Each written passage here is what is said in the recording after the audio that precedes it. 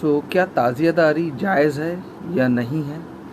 چلتے ہیں مولانا سلمان اظہری کے بیان کو دیکھتے ہیں اینڈ دین اس کے بعد ہم لوگ اس پر بات. آپ کو معلوم ہے حضور پاک صلی اللہ علیہ وسلم کے پاس ایک جماعت آئی، انہوں نے پوچھا کہ حضور ہمیں کچھ حکم دے دیں، ہم باہر سے آتے ہیں، بیچ میں ہمارے اور آپ کے ایک دوسرا دشمن قبیلہ ہے، ہم آ نہیں سکتے ہر بار، بس وہ 4 مہینے ہیں جس میں جنگ حرام ہے، اس میں ہم آتے ہیں آپ کے پاس. تو حضور نے ان کو حکم دیا 4 چیزوں کا، نماز کا، روزے کا، مال غنیمت کا، اور جہاد فی سبیل اللہ کا، اور ایک حدیث میں حج کا.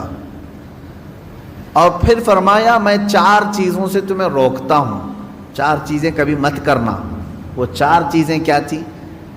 نقیر، دبا، حنتم، مزیفت. یہ چیزیں 4 پیالوں کے نام حضور نے گنائے. کدو کو کاٹ کر کے بیچ میں سے گول ہوتا ہے، اندر کا مغز نکالیں تو کھٹوری بن جاتا ہے، اس کو سکھا کر کے عرب والے اس میں شراب ڈال کے پیتے تھے. لکڑی کا گلاس بناتے تھے، لکڑی گول کاٹ کر کے بیچ میں سے اس کا سب نکال کے ایک گلاس بن جاتا، اس میں شراب رکھتے تھے. یعنی بالکل وہ لوگ اوریجنل چیزیں، نیچرل چیزیں شراب کے لیے استعمال کرتے تھے. یہ 4 قسم کے پیالے ہیں جن کا تذکرہ میں نے ابھی کہا. حضور نے فرمایا یہ ختم کر دو، یہ پیالہ، لکڑی کا پیالہ، کدو سے بنایا ہوا پیالہ، وہ کلنگڑ سے بنایا ہوا پیالہ، یہ ختم کر دو. شراب کی بات نہیں ہے اس میں، پیالے ختم کرو، پیالے توڑو. گئے انہوں نے پیالے توڑ دی. اس میں حکمت کیا ہے؟ محدثین فرماتے ہیں شراب تو چھوڑنا ہی تھا انہیں، لیکن وہ پیالے نہیں رکھنا ہے جس میں شراب پیتے تھے. وجہ یہ ہے کہ جب جب پیالہ دیکھیں گے وہ شراب یاد آئے گی، اس میں ایسا پیتے تھے ہم. یہ اسلام ہے جو جڑ کو ختم کرنا چاہتا ہے.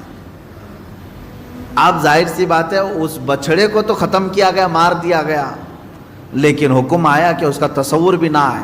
ان کے دلوں میں وہ رچ بس گیا تھا بچڑا، جب دیکھو وہ بچڑے کا ہی تذکرہ کرتے تھے.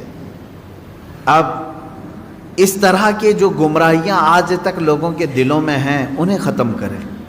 تو گمراہی کی یادیں نکالنا یہ بہت اہم کام ہے. مثال کے طور پر برسوں پہلے آپ کوئی غلط کام کر رہے تھے، اب چھوڑ کر کے توبہ کر کے آ چکے ہیں، تو اب یہاں سب سے بڑا کام یہ ہوتا ہے کہ اس کا دماغ میں خیال بھی نہ آئے. اس کے لیے ٹائم لگتا ہے. تو جب تک وہ پورا نہیں نکالو گے آپ ایمان کے کمال کے درجے کو نہیں پہنچو. پہلے کچھ لوگ کچھ عمل کرتے تھے جو ناجائز و حرام تھا گھروں میں، ہم نے تنبیہ کی، تلقین کی کہ یہ ناجائز ہے، حرام ہے، نہ کریں. چھوڑ تو دیا انہوں نے، لیکن جب جب وہ اوکیشن آتے ہیں تب تب پھر سے ان کی یاد آتی ہے. اب اس کی مثال آپ کو میں بتاؤں. شروع کی بات ہے کہ محرم کے زمانے میں پنجے اٹھا کر کے ناچنے کی عادت اکثر لوگوں کو تھی، بہت سارے لوگ. ایک طرح سے اس میں عبادت کا تصور نہیں تھا لوگوں کو، بس یہ کہ انٹرٹینمنٹ کرنا ہے، کیونکہ عبادت اس طرح سے روڈ اور گلیوں میں ناچ کر کے تو ہوتی نہیں. نہ وہ امام حسین کو راضی کرنے کا مسئلہ ہے، نہ رب تبارک و تعالیٰ کی بارگاہ میں کچھ پیش کرنے کا مسئلہ ہے. اگر اتنا ہی عبادت کا شوق ہوتا تو مسجدوں میں پنجے لے کر بیٹھ جاتے ہیں، قرآن پاک پڑھتے. سب کو معلوم ہے کہ سب سے افضل جگہ یہ ہے. وہ انٹرٹینمنٹ کرتے تھے. اب ہوا یہ کہ ہم نے کہا کہ یہ بے حرمتی ہو رہی ہے، مولا حسین کے نام پر بے حرمتی ہو رہی ہے. اصل بات پنجہ تو آج تک امام حسین کا ملا نہیں، پنجہ ملا نہیں. حضرت عباس علمبردار کے پنجے کٹے تھے یہ سنا ہے، روایات بھی، لیکن اس کی شبیہ، اس سے ملتی جلتی تصویر کچھ ملی نہیں. اب رہی بات تعزیہ کا مسئلہ. تعزیہ جو ہے اس کا مسئلہ مختلف بھی ہے. اتنا میں بتاؤں گا، کنفیوز نہیں ہونا. تعزیہ کو شرائط کے ساتھ اگر بٹھایا جائے تو جائز ہے، لیکن وہ شرائط پورے کرتے نہیں لوگ. اور ہم نے اگر اتنا ہی شوشہ کھول دیا تو بڑے بڑے دروازے لوگ کھول دیں گے. بات صرف اتنی تھی تعزیہ کی. امام حسین کا جو روضہ ہے اس روزے کی شکل کی کوئی چیز بنا کر کے آپ نے رکھ دیا، تو کسی بھی بزرگ کے روزے کی شکل بنا کر کے رکھنا مستحسن ہے، کوئی حرام کام نہیں ہے، ناجائز نہیں ہے۔ جیسے ہم گنبد خضرا بناتے ہیں، خانہ کعبہ بناتے ہیں، ہوتا ہے گنبد خضرا جہاں ہوگا ہم تعظیم کے ساتھ دیکھتے ہیں، لیکن اس کے ساتھ اگر ایسے معاملات ہوں کہ اس کو لے کر کے سڑکوں پہ ہم گھومیں گے، ناچیں گے، اور پھر اس پر چڑھاوے کریں گے، پھر اس کے ساتھ اپنے عقیدے جوڑ لیں گے، تو یہاں سے شیطان پھر گمراہ کرنا شروع کرتا ہے۔ خیر یہ بات الگ ہے، تعزیہ کا مطلب۔ رہی بات پنجے کا، پنجے کی جو لاجک ہے وہ نہیں سمجھ میں آئی، مجھے کوئی سمجھا دے۔ میں نے اس سے قبل بھی بہت پہلے ہی کہا تھا، میں خود اٹھاؤں گا۔ پنجے کی کیا خصوصیت ہے؟ اگر امام حسین شہید کربلا رضی اللہ تعالیٰ عنہ کے ہاتھ کا نشان لے کر کے کوئی اٹھا کر گھومتا ہے، میں تو کہوں گا ہاتھ کیوں اٹھاتے ہو؟ اس سے بہتر ہے کہ مولا حسین کا قدم اٹھا کر کے گھومیں، کیونکہ ہمارے لیے ان کے قدم تک پہنچنا بھی بہت دور کی بات ہے۔ قدم اٹھا کر کے کوئی گھومتا ہوا نہیں دکھا مجھے، کوئی تلوار اٹھا کر کے دکھا۔ تو اس میں ہاتھ کی کیا خصوصیت ہے یہ تو مجھے لاجک اب تک نہیں معلوم، بہرحال ایک ٹاپک الگ ہے۔ اس کے اندر جو خرافات آ رہی تھیں، اس کے ساتھ عورتوں مردوں کا ساتھ ملنا، گانے باجے ڈھول تاشے اور طرح طرح کے اس میں خرافات لے کر کے اس کو کہاں سے کہاں تک پہنچایا تھا۔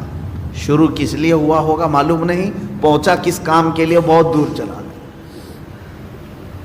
اب میں جو بات کہنے جا رہا تھا وہ یہ تھی کہ چند سالوں پہلے ہم نے دیکھا بہت خرافات ہو رہی ہے، ایک جگہ ہم نے کہا منع ہے، انہوں نے فوراً اس کو ختم کر دیا، نہیں کریں گے۔ ہاں میں نے کہا کہ ٹھیک ہے، مولا حسین کے روزے کی شکل بناؤ، ہر گھر میں بنا کر کے رکھو، یاد کے لیے اچھا، اپنے بچوں کو دکھاؤ کہ یہ مولا حسین کا روزہ ہے۔ ہم جیسے گنبد خضرا رکھتے ہیں اپنے گھروں میں، خانہ کعبہ رکھتے ہیں، امام حسین کا روزہ رکھنے میں کون سی دقت کی بات ہے؟ میں اتنا زیادہ مخالف نہیں ہوں اس چیزوں کا، رکھو آپ، پیتل کا بناتے بناؤ، تانبے کا بناتے بناؤ، سونے کا بناتے ہو بناؤ، اس میں حرج نہیں۔ ہم جس چیز کی مخالفت کرتے ہیں وہ خرافات و حرام کاریاں جس کو باہر سڑکوں پر کیا جاتا ہے، میں اس کا مخالف ہوں۔ خیر بات آئی، بند ہو گئی، لیکن ہوتا کیا تھا معلوم ہے؟ چند دنوں کے بعد دوسرا محرم آیا تو گھر والے کہتے ہیں کہ حضرت وہ تو بند ہیں لیکن بچے ویسے ہی ناچ رہے ہیں، ہاتھ ایسے لمبے کر کے خود پنجا بن گئے ہیں اور ناچ رہے ہیں۔ تو میں اس چیز کو مثال میں اس لیے بتا رہا ہوں کہ بنی اسرائیل بچھڑے کی پوجا کرتے تھے، حکم آیا ان کے قتل کا، قتل بھی ہوئے، بچھڑا بھی مار دیا گیا، لیکن زمانے تک ان کے دلوں سے بچھڑے کی محبت گئی نہیں تھی۔ وہی ذکر آج کی آیت میں نے پڑھا ہے، اللہ فرماتا ہے ثم اتخذوا العجل من بعد ما جاءتهم البینات، پھر یہ بچڑے کو ایسا لے کر کے بیٹھے رہے جبکہ ان کے سامنے کھلی ہوئی نشانیاں تھیں۔ وَأُشْرِبُوا فِي قُلُوبِهِمُ الْعِجْلَ، اللہ فرماتا ہے ان کے دلوں میں ایسا لگتا ہے بچڑا پلا دیا گیا ہے، پی گئے ہیں بچڑے کو، اتنی محبت تھی، جبکہ روشن آیتیں اور دلیلیں دیکھی۔ تو خلاصہ یہ ہے میرے عزیزو، کہنے کا مطلب کہ بعض چیزیں گمراہیاں ایسی ہیں جن کو چھوڑنے کے بعد بھی وہ کچوکے لگاتی رہتی ہیں، برے گناہ بھی ایسے ہیں جن کو چھوڑنے کے بعد وہ دوبارہ دماغ میں وسوسے ڈالتے رہتے ہیں۔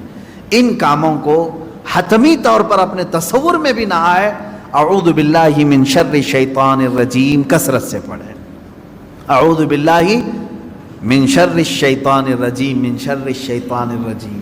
اے اللہ میں پناہ مانگتا ہوں تیری مردود شیطان کی ان شرارتوں سے جو میرے دماغ میں ڈال رہا ہے۔ تو یہ اسی کی طرف سے ہوتی ہیں، وہ پرانے راستے پر لے جانا چاہتا ہے، گمراہی کی طرف لانا چاہتا ہے، وہ خرابیاں جن کو تم چھوڑ کر کے آئے ہو یاد دلاتا ہے ایک بار اور چلا جاؤ۔ اس کے لیے کثرت سے یہ پڑھا کریں، جب جب ایسا وسوسہ آئے کہیں اعوذ باللہ من شر الشیطان الرجیم۔ آج ہی صبح گناہ سے توبہ کیا، سوچا کہ نہیں کروں گا یہ گناہ، لیکن رات ہوتے ہی پھر خیال آیا ایک بار اور کر لوں، میں بتا رہا ہوں فوراً اس وقت یہ پڑھو اعوذ باللہ من شر الشیطان الرجیم، اے اللہ میں تو چھوڑ چکا تھا شیطان مردود پھر مجھے لا رہا ہے وسوسے، میں تیری پناہ مانگتا ہوں مردود شیطان کی شرارتوں سے۔ تو ویسے آپ لوگوں نے اس ویڈیو کو دیکھ کر کے آپ لوگوں کو سمجھ میں آ گیا ہوگا، بہت ساری چیزیں کلیئر ہو گئی ہوگی کہ یہ تعزیہ داری کا مسئلہ کیا ہے، رکھنا چاہیے نہیں رکھنا چاہیے، جو بھی ایکس وائی زیڈ ہے آپ کو مولانا سلمان اظہری کے بیان میں ساری چیزیں سمجھ میں آ گئی ہوگی۔ اور آپ لوگوں کی کیا رائے ہے کمنٹ سیکشن میں ضرور بتائیے گا۔ چینل میں نیو ہو تو سبسکرائب کرنا، ویڈیو کو لائک کرنا۔ ملتے ہیں نیکسٹ ویڈیو میں، آپ لوگ اپنا خیال رکھیے گا۔